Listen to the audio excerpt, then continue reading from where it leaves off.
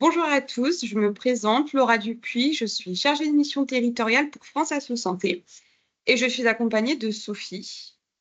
Bonjour à tous, je suis Sophie Gallavardin, chargée de mission territoriale à France Asso Santé et nous avons le plaisir de faire cette petite vidéo pour vous présenter notre projet sur les bonnes pratiques en CVS.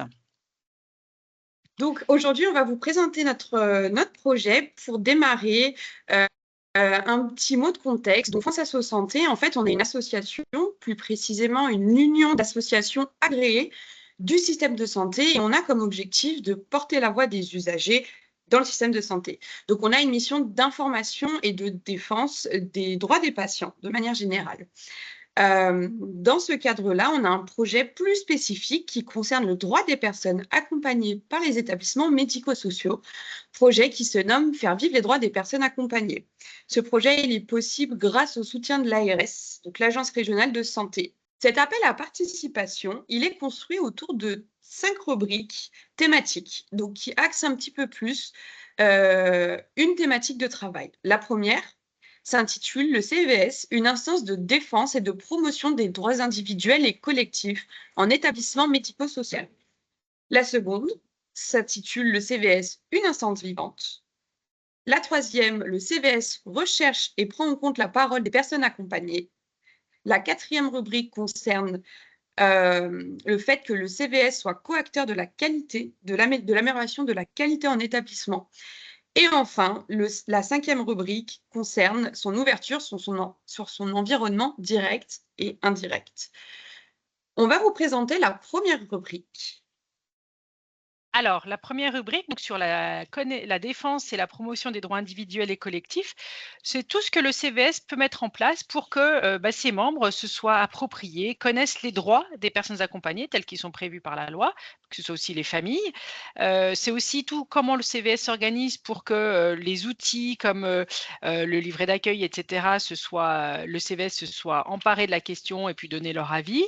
Cela va concerner aussi comment le CVS connaît et relaye toutes les procédures auxquelles peuvent faire appel les personnes accompagnées pour les voies de recours quand il y a des dysfonctionnements ou des mécontentements. Et puis, c'est aussi comment le CVS est au courant de ce qui se passe dans l'établissement pour proposer des actions concrètes de modification pour améliorer l'établissement. Voilà pour la première rubrique. Je vais passer la parole à Laura pour la deuxième rubrique. Donc, cette deuxième rubrique qui s'intitule le CVS, une instance vivante, vient questionner différents critères. Le premier concerne la communication autour du CVS qui doit être adaptée au public accompagné par l'établissement, aux personnes âgées. Par exemple, est-ce que des outils de fonctionnement sont proposés et diffusés? Comment est-ce qu'on recherche la compréhension des personnes âgées par rapport à ces éléments?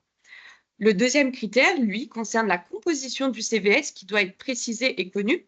Est-ce que, par exemple, ces modalités sont précisées dans le règlement intérieur? Est-ce que des modalités d'élection pour chaque membre des collèges sont prévues et communiquées? Le troisième critère, lui, vient plutôt questionner le fonctionnement du CVS, qui doit être adapté également aux besoins des personnes âgées et de leur famille.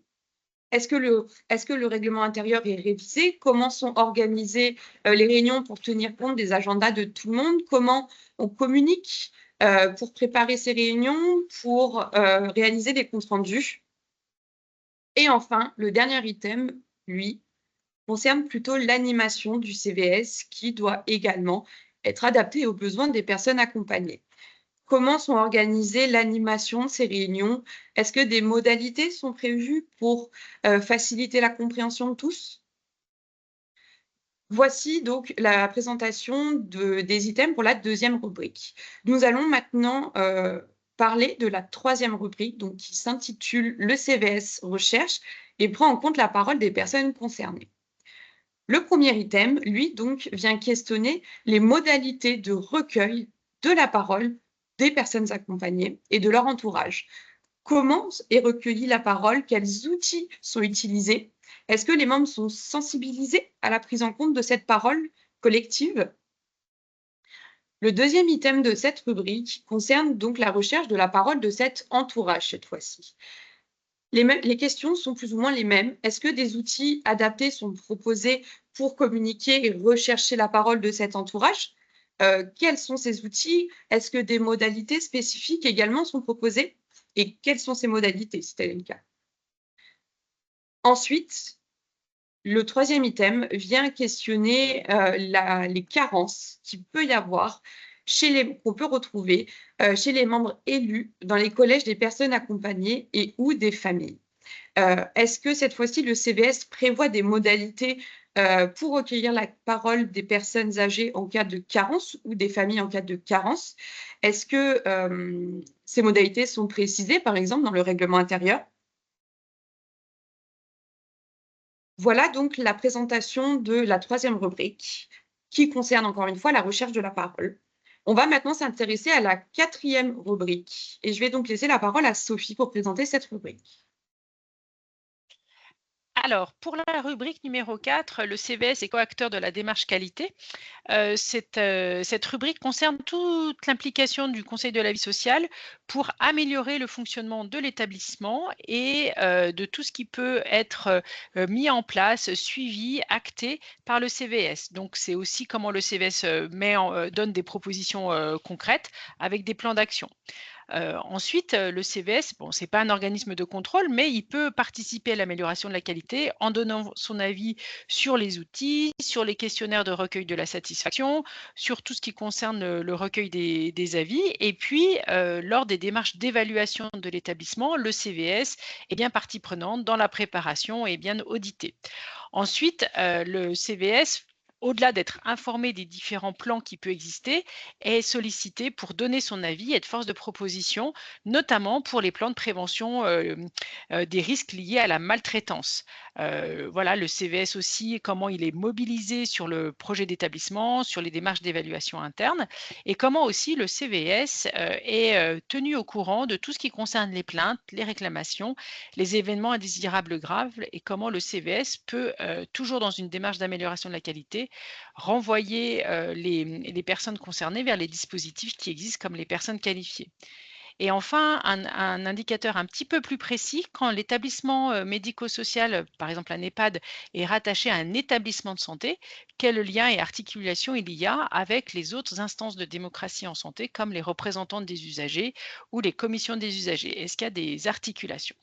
Voilà, donc ça, c'était le critère numéro 4 sur l'amélioration de la qualité. Et le dernier critère sur lequel vous pouvez présenter vos bonnes pratiques, c'est l'ouverture du conseil de vie sociale sur l'environnement, que ce soit l'environnement extérieur direct, hein, avec les associations, avec les voisins, mais aussi tout ce qui concerne l'articulation avec d'autres CVS, d'autres établissements médico-sociaux, entre élus, pour pouvoir partager des pratiques. Voilà un petit peu les 5 rubriques, et je vais redonner la parole à Laura. Merci. Donc du coup, pour conclure, là, vous voyez afficher les 5 rubriques qu'on a présentées. Donc je vais relire une dernière fois. Donc la première rubrique concerne le CVS est une instance de défense et de promotion des droits individuels et collectifs en établissement médico-social. La seconde, le CVS, une instance vivante. La troisième, le CVS recherche et prend en compte la parole des personnes accompagnées. La quatrième, le CVS, coacteur de la qualité. Et enfin, la cinquième, le CVS, ouvert sur son environnement. Pour répondre à cet appel à participation, vous pouvez vous concentrer sur une seule rubrique ou bien répondre à différentes rubriques si votre pratique s'inscrit dans différentes rubriques. Donc pour répondre, on va vous demander tous les éléments de candidature sont disponibles sur notre site internet, donc via le lien que vous voyez affiché à l'écran, ou bien dans le diaporama. Comme vous avez pu constater, nous avons déposé plein de liens cliquables qui vous permettent d'avoir accès directement aux documents. Si vous souhaitez répondre à l'appel à participation, n'hésitez plus. Pour ce faire, donc, vous allez devoir remplir 3 fiches, ou en tout cas, vous pouvez remplir 3 fiches pour vous aider à remplir, à saisir et à présenter votre bonne pratique. La fiche A, elle, concerne la présentation de votre CVS, de ses membres et de l'établissement. La deuxième fiche, la fiche B, elle vous permettra de présenter votre ou vos bonnes pratiques. Et enfin, la fiche C, elle concerne le consentement pour l'utilisation des données, donc fiche qui est importante à télécharger pour que nous puissions analyser vos réponses. Et n'hésitez pas, il est important de joindre toute pièce justificative qui vous semble utile, que ce soit des vidéos, des photos, des documents écrits. N'hésitez pas à nous envoyer des pièces jointes. Si vous avez une question ou besoin de quoi que ce soit, n'hésitez pas non plus à nous contacter à l'adresse mail affichée, donc moncvs@france-asso-santé.org ou à consulter directement notre site internet. Vous pouvez également directement nous appeler à la délégation régionale au numéro suivant, donc le 04 78 62 24 53. Un grand merci à vous, futurs participants ou pour avoir simplement visionné cette vidéo. Je laisse le mot de la fin à ma collègue Sophie pour pouvoir conclure cette vidéo. Merci beaucoup Laura. Nous avons essayé de faire cette vidéo explicative pour vous donner envie de nous faire partager vos bonnes idées sur vos conseils de la vie sociale.